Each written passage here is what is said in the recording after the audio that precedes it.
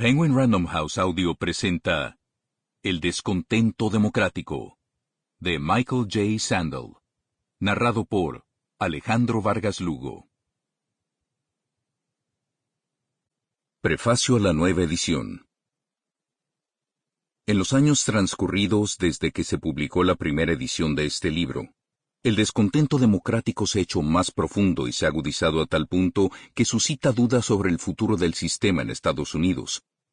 En esta nueva edición, que alarga el relato hasta la presidencia de Donald Trump y la pandemia de la COVID-19, pasando por los años de las administraciones de Clinton, Bush y Obama, intento explicar por qué.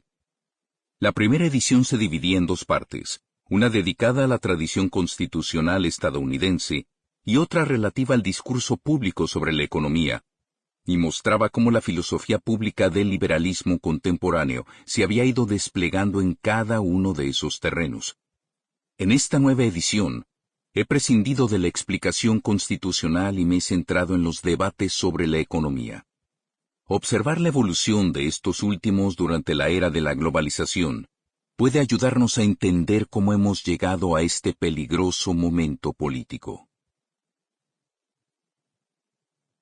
Prefacio a la edición original. A menudo parece como si la filosofía política residiera en algún lugar alejado del mundo real. Los principios son una cosa, la política es otra, y ni siquiera nuestros mejores intentos de estar a la altura de nuestros ideales dan pleno resultado, salvo en muy raras ocasiones.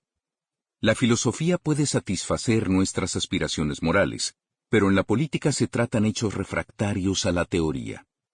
Sin duda, habrá incluso quien diga que el problema de la democracia estadounidense es que nos tomamos nuestros ideales demasiado en serio, que nuestro celo reformista rebasa el respeto que deberíamos mostrar por la distancia entre la teoría y la práctica.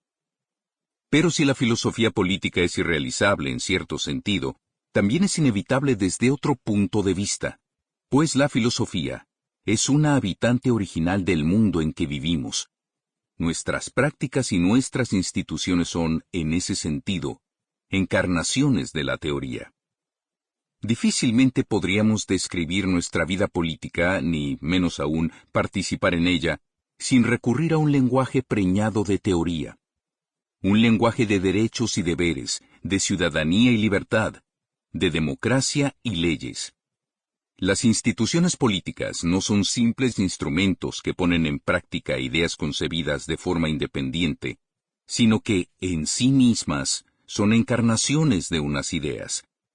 Por mucho que nos resistamos a abordar ciertas cuestiones fundamentales como cuál es el sentido de la justicia o cuál es la naturaleza de la vida buena, no podemos escapar al hecho de que siempre estamos viviendo una u otra respuesta a esas preguntas. Vivimos la teoría.